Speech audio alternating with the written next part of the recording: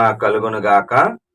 క్రీస్తునందు ప్రియమైన దేవుని బిడ్డలారా, అనుదిన జీవవాక్యమునకు మిమ్మల్ని ప్రేమతో ఆహ్వానిస్తున్నాము. ఈ దినము మే 28వ తేదీ. లేఖన భాగము యోహాను సువార్త 11వ అధ్యాయము 1 నుండి 17 వచనాలలో దేవుని యొక్క వాగ్దానము 5వ వచనము. యేసు మార్తను, ఆమె సహోదరుని లాజరును ప్రేమించెను. హల్లెలూయా. 3వ వచనములో అక్క చెల్లెళ్ళు, లాజరుకి అక్క చెల్లెళ్ళు యేసు ప్రభువారికి ఒక వర్తమానాన్ని పంపుతున్నారు. నువ్వు ప్రేమించుచున్న లాజరు రోగి అయి ఉన్నాడు. చాలా మంది అనుకుంటా ఉంటారు, యేసు ప్రభువారు కొందరినే ప్రేమిస్తున్నాడు అని అనుకుంటారు. ఆ ఇంట్లో మొత్తం 3 ఉన్నారండి. మార్త, లాజరు, మరియ. బాగా గమనించండి. ఈయన 3 యేసు ప్రభువారు ప్రేమిస్తున్నాడు. దేవుడు లోకమును ఎంతో ప్రేమిస్తున్నాడు. ప్రతి ఒక్కరిని ప్రేమిస్తాడు. అయితే అది మనం అర్థం చేసుకోవాలి. దేవుని యొక్క ప్రేమ నీకు అర్థం కావాలి అంటే ఆల్రెడీ యేసయ్య మొదటిగా నిన్ను ప్రేమించుతున్నాడు. యోహాను రాసిన మొదటి పత్రిక 4వ అధ్యాయం 19వ వచనం, ఆయనే మనల్ని మొదటిగా ప్రేమించాడు. మనము ప్రేమించినప్పుడు దేవుడు మనకి సమాధానాన్ని ఇస్తాడు.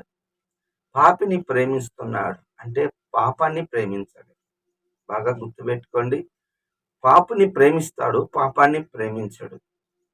మరి సీమోని ఇంట యేసు ప్రభువారు ఉన్నప్పుడు లూకాసు సువార్త 4వ అధ్యాయము 7వ అధ్యాయము 47వ వచనములో పాపాత్మురాలైన స్త్రీ వచ్చి మరి యేసు ప్రభు పాదాలు కన్నీళ్లతో తడిపి తల వెంట్రుకలతో తుడిచి అత్తరు పూసి ముద్దు పెట్టుకొనుచున్నది. అయితే ఇంటికి పిలిచిన సీమోను అసూయ పడుతున్నాడు. ఈమె ఎవరో అని ప్రభువుకు తెలిసి ఉంటే ఈమెను గద్దించేవాడు కదా, ఈమె పాపాత్మరాలని.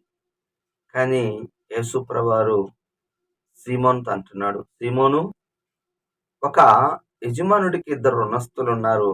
వారిలో ఒకడు 500 దేనారాలు, ఒకడు 50 దేనారములు. వీళ్ళిద్దరిని క్షమించినప్పుడు ఎవరు ఎక్కువగా సంతోషిస్తారు, ఎక్కువగా మరి ఆ యొక్క యజమాని ప్రేమిస్తారు అంటే 500 దేనారాలే ప్రభువా అని చెప్పాడు. అలాగనే ఈమె నన్ను విస్తారంగా ప్రేమించింది, ఆమె విస్తార పాపాలు క్షమించబడ్డాయి, సమాధానంగా వెళ్ళు. ఈరోజు నీ పాపం నిన్ను సమాధానం లేకుండా చేస్తుంది. కానీ యేసు ప్రభువారి దగ్గర పశ్చాత్తాపడితే మరి పాపం పోయి సమాధానం వచ్చింది. హల్లెలూయా. ప్రేమించు, పాపాన్ని వదిలించుకో. యేసు ప్రభుని ప్రేమించు. అంతకుముందు అనేక మంది శరీర సంబంధంగా ప్రేమించింది. ఇప్పుడు యేసయ్యని ప్రేమించి తన పాపాన్ని మరి కడిగి వేసుకుంది, సమాధానం పొంది.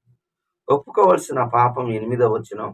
యేసు ప్రభువారు ఎన్నో అద్భుతాలు, ఆశ్చర్యకార్యాలు చేస్తుంటే మరి ఆ దినాల్లో యేసు ప్రభువారిని రాళ్లతో కొట్టాలని మరి యూదులు చూస్తున్నారు. అవునండి, మరి అద్భుతాలు, సూచక్రియలు చేస్తున్నాడు యేసు ప్రభువారు.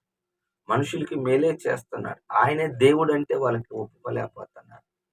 దావీదు కూడా మరి అరణ్యంలో ఉన్నప్పుడు ఆయన దగ్గరికే దాదాపు 400 పైనే వచ్చారు. వాళ్ళు ఎలాంటి వాళ్ళంటే ఇరుకుల్లో, ఇబ్బందుల్లో ఉన్నవాళ్ళు.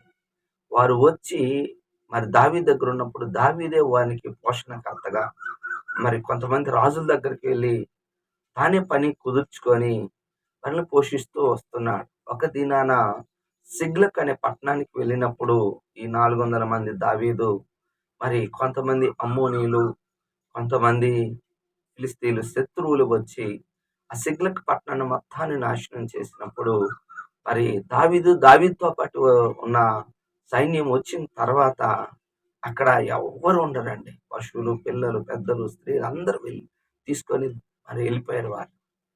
అటువంటి సమయంలో అందరూ ఏడుస్తున్నారు. దావీదు కూడా ఏడుస్తున్నాడు. ఏడ్చుటకు శక్తి లేని సమయంలో అక్కడున్న వాళ్ళందరూ దావీదును రాళ్లతో కొట్టి చంపాలనుకున్నారు. కానీ దావీదు దేవుని బట్టి ధైర్యం తెచ్చుకొని దేవుడి దగ్గర విచారణ చేసి మరి ఆ దండును తరిమి మరి మళ్ళీ తిరిగి పొందుకున్నాడు. అవును, నీ దగ్గర ఉన్నవారే, నీతో ఉన్నవారే యేసు ప్రభువారితో మరి రా రొట్టెలు పంచిన మరి ఆ చేతులు, మరి తిన్న ఆ చేతులు, మరి అనేక మంది రాళ్ళు కూడా యేసుప్రభు మీద వేయాలనుకుంటున్నారు. ఈరోజు ఇతరుల మీద మనం రాళ్ళు వేయకూడదు. జాగ్రత్త. మీలో పాపము లేనివాడు రాయేయమన్నప్పుడు అందరూ విడిచిపెట్టి వెళ్ళిపోయారు. కనుక ఎవరి మీద మనం రాళ్ళు వేసే పరిస్థితి ఉండకూడదు. చివరిగా ఆజ్ఞ 4వ వచనం. ఈ వ్యాధి మరణం కొరకు కాదు, మహిమ కొరకు వచ్చింది. అవునండి.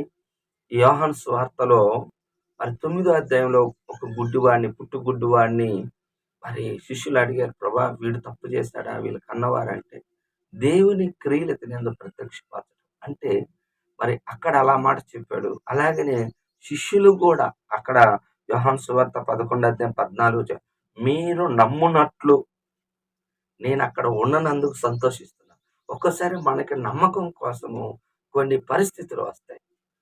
చూడండి. మరి అక్కడ ఆ నమ్మకం పుట్టాలి అంటే లాజర్‌కి అనారోగ్యం రావాలి. బాగా గమనించండి. మరణించాను. నేను అక్కడ ఉన్ననందుకు మరి అవును. ఒక్కోసారి మనకు నమ్మకం కలిగేదానికి కొన్ని పరిస్థితులు వచ్చినప్పుడు మనం దేవుడి దగ్గర ప్రార్థిస్తే దేవుడు చేసిన అప్పుడు నమ్మకాన్ని మనం కుదిరిద్ది. యేసుప్రభు శిష్యులు కూడా నీటిని ద్రాక్షరసంగా చేసినప్పుడు వాళ్ళు నమ్మారు. అంతకుముందు వారు నమ్మటం వేరు. ఆయనకి ప్రతి దాని మీద అధికారం ఉంది. సృష్టి మీద అద్భుతాలన్నీ చేయగలడు ఆయన అనే నమ్మకం మరొకటి. మహిమ కొరకు వస్తూ ఉంటాయి. ఒక్కోసారి మనము బాగా గమనించండి. ఎందుకు దేవుడు అనుమతించాడంటే ఆయన మహిమ నిమిత్తమే. ఆయన మహిమ నిమిత్తమే మనకి అలాంటివి జరుగుతూ ఉంటాయి. కాబట్టి భయపడొద్దు, బాధపడొద్దు. ఒక్కోసారి మహిమ కొరకు రావచ్చు. అలాంటప్పుడు మనం స్థిర హృదయంతో ఉందుము గాక. ఆమేన్. దేవుడి ఈ మాటలు దీవించును గాక. ప్రార్థన చేసుకుందాం. ప్రేమ కలిగిన తండ్రి యేసయ్యా నీకు వందనాలు, కృతజ్ఞతాస్తుతులు చెల్లించు. ఈ దినం నాయన ఈ వాక్కు ద్వారా మాతో మాట్లాడండి. నీకు వందనాలు. మహిమను తెచ్చుకోండి. యేసువే ప్రభా, అయ్యా నీ మహిమ నిమిత్తమే ప్రభా మేము ఉన్నట్టుగా దయచేయండి. సహాయమును దయచేయమని కోరుచున్నాం. గొప్ప తండ్రి నీకు స్తుతులు స్తుతులు స్తుతులు. మీరందరినీ ప్రేమిస్తున్నారు నాయన. నిన్ను ప్రేమించు వారికి తండ్రి సమస్తం సార్ ఇదిగో నాయన సమాధానం కలిగిద్దని తెలియజేస్తాను. నిన్ను ఎల్లప్పుడూ ప్రేమించే బలంగా దయచేయమని నీ కృప అనుగ్రహించు. యేసు నామములో ప్రార్థిస్తున్నాను తండ్రి. ఆమేన్. తండ్రి యొక్క ప్రేమ, కుమారుని యొక్క కృప, పరిశుద్ధాత్మ దీవెన సదాకాలం మనకు తోడుగా ఉండును గాక. ఆమేన్. హల్లెలూయా. దేవుడు మిమ్మల్ని దీవించును గాక. ఆమేన్.